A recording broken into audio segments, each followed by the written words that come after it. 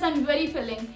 Yes, you can have it either in your breakfast or in your evening time, and also you can have it with your lunch as a salad. So this recipe is straight from Alia's kitchen.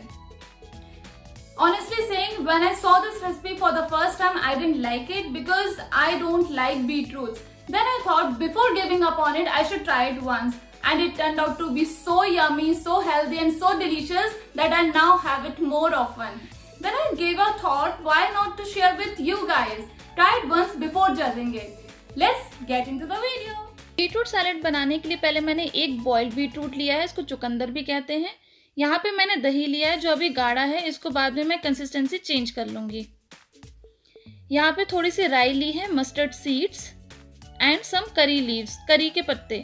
यहाँ पे मैंने सूखे लिए हैं, आप fresh use कर सकते हैं।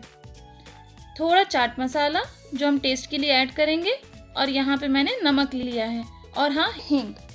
अभी मैंने बॉइल्ड बीटरूट को यहाँ पे ग्रेट करना स्टार्ट कर लिया है। इसको अच्छे से किस लेंगे। मैंने छोटे वाले साइड से किया ताकि एकदम महीन बीटरूट किसे। ये देखिए बीटरूट किस चुका है। अब मैं दही में यहाँ पे थोड़ा सा नमक मिला रही हूँ, चाट मसाला और पानी मिला के मैंने इसकी कंसिस्टेंसी भी ठीक कर ली है। अब यहाँ पे मैं बीटरूट ऐड कर दूंगी और इसको अच्छे से मिक्स कर दूंगी दही में। ये देखिए अच्छे से पूरा मिक्स हो गया है। अभी तड़के के लिए हम 1 चम्मच घी लेंगे, शुद्ध देसी घी।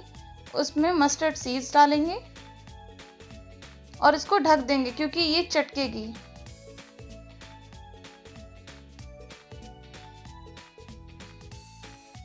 जब राई चटक चुकी हो तो उसके बाद यहाँ पे करी लीव्स डाल दें और थोड़ी सी हींग डाल दें।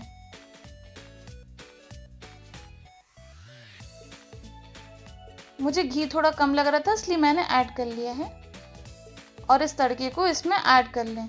ये देखिए कितना अच्छा लग रहा है, एकदम गरम गरम घी ठंडे ठंडे दही में, और इसको मिला लीजिए और बीटरूट सैलेड रेडी हो गई है।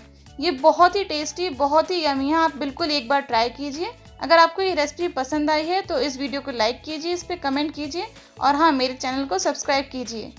अगली बार आपको मिलते हैं इसी चैनल पे। Bye bye.